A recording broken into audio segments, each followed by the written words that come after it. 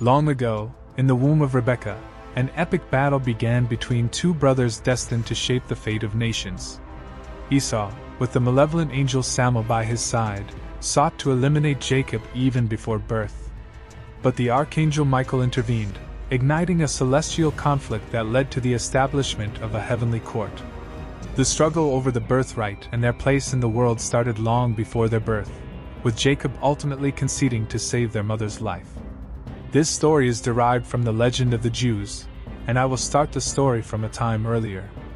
Now Isaac their father was just like his own father, Abraham, in every way: beauty, wisdom, strength, wealth, and noble deeds.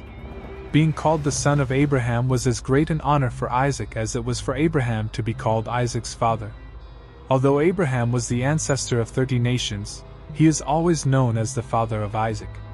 Despite his many excellent qualities, Isaac married late in life. God arranged for him to meet his suitable wife only after he had disproved the mocking taunts of Ishmael.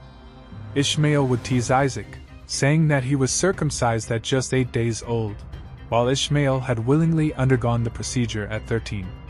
To silence these taunts, God demanded Isaac as a sacrifice when he reached full manhood at 37, and Isaac was ready to give up his life. This act took the sting out of Ishmael's jibes, allowing Isaac to marry. However, another delay occurred before his marriage. Right after the sacrifice on Mount Moriah, Isaac's mother, Sarah, died, and he mourned her for 3 years. Finally, he married Rebekah, who was then a maiden of 14. Rebekah was like a rose between thorns. Her father was Bethuel, an Aramean, and her brother was Laban, but she did not follow their ways. Her piety matched Isaac's. Despite this, their marriage faced a significant challenge. They lived together for 20 years without having children. Rebekah pleaded with Isaac to pray to God for children, just as Abraham had done. At first, Isaac resisted. He believed that God's promise of numerous descendants to Abraham meant their childlessness was likely Rebekah's fault, and she should be the one to pray. However, Rebekah persisted, and eventually, they went together to Mount Moriah to pray. Isaac prayed, saying, "O Lord God of heaven and earth, whose goodness and mercies fill the earth, you took my father from his father's house and his birthplace, brought him to this land, and promised him, 'To you and your descendants, I will give this land.' You vowed to multiply his descendants as the stars of heaven and the sand of the sea. May your words to my father now be fulfilled. For you are the Lord our God. We look to you to give us children as you promised. Our eyes are upon you." Isaac prayed that all the children destined for him would be born from his pious wife, and Rebekah prayed similarly for her husband, Isaac, and the children destined for her. Their united prayer was heard, but it was mainly for Isaac's sake that God granted them children. Although Rebekah's piety matched Isaac's, the prayer of a righteous man who is the son of another righteous man is more powerful than that of someone pious but descended from a godless father. The prayer brought about a great miracle, for naturally, Isaac wasn't expected to father children, nor was Rebekah expected to bear them. When Rebekah was 7 months pregnant, she began to regret losing the curse of childlessness due to the excruciating pain she endured. Her twin sons were already quarreling in her womb, trying to harm each other. If Rebekah walked near a temple of idols, Esau would stir within her, and if she passed a synagogue or a study house, Jacob would try to break free from her womb. The unborn children argued about their futures.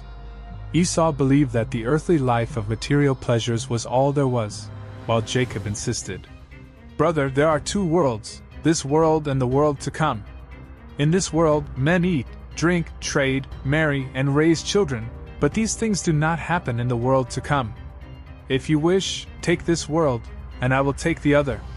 Esau had Samael, an evil angel, as his ally, who wanted to kill Jacob in the womb.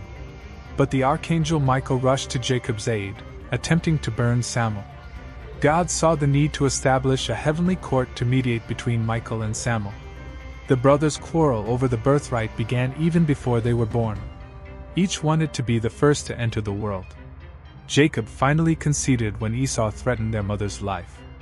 The circumstances surrounding the birth of Rebekah's twin sons were as remarkable as those during her pregnancy. Esau was the first to see the light, and with him, all impurity came from the womb. Jacob, in contrast, was born clean and sweet of body.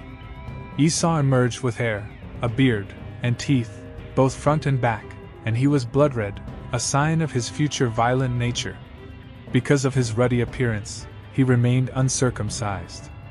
Isaac, his father, feared that it was due to poor blood circulation and hesitated to perform the circumcision.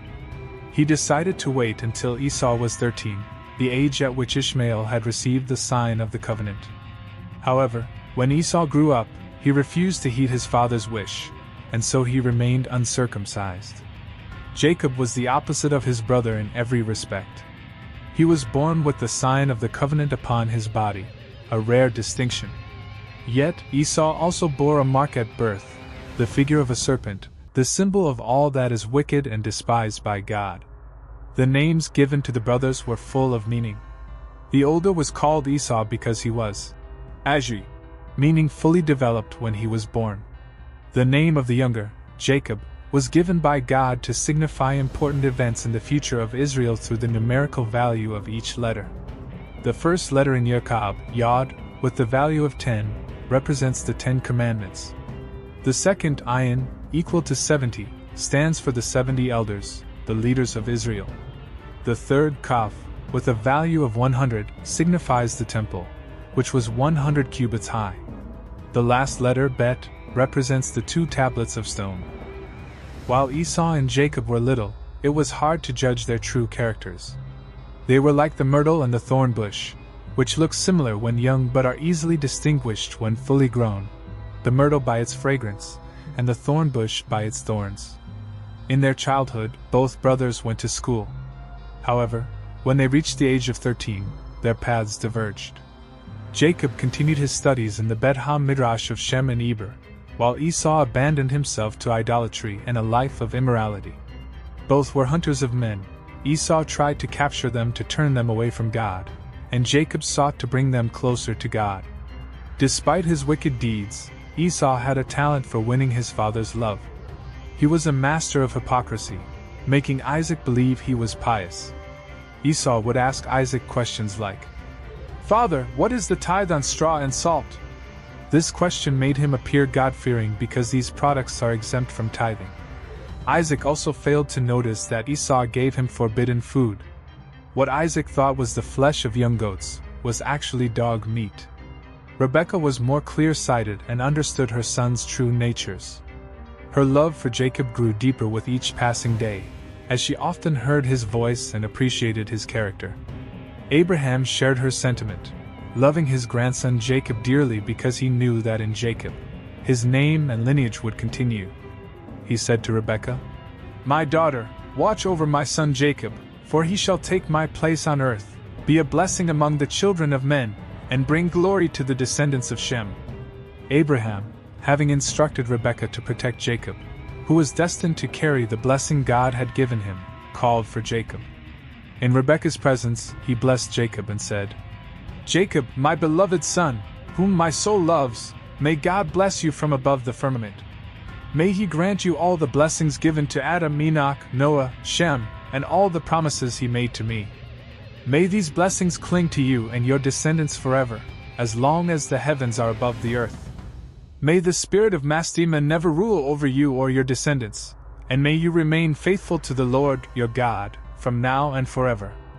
May the Lord God be a father to you, and may you be his firstborn son, and may he always be a father to your people.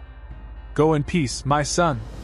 Abraham had a special reason to be particularly fond of Jacob, for it was through Jacob's merits that Abraham had been rescued from the fiery furnace. Isaac and Rebekah, aware of Abraham's deep affection for their young son, sent Jacob to deliver a meal to his grandfather on the last feast of Pentecost that Abraham would celebrate on earth. They hoped Abraham might eat and bless the Creator before his death.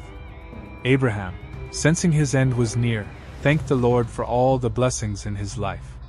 He then blessed Jacob, advising him to walk in the ways of the Lord and not to marry a daughter of the Canaanites. Preparing for his final moments, Abraham placed 2 of Jacob's fingers upon his eyes. Holding them closed, he peacefully passed away, with Jacob lying beside him on the bed.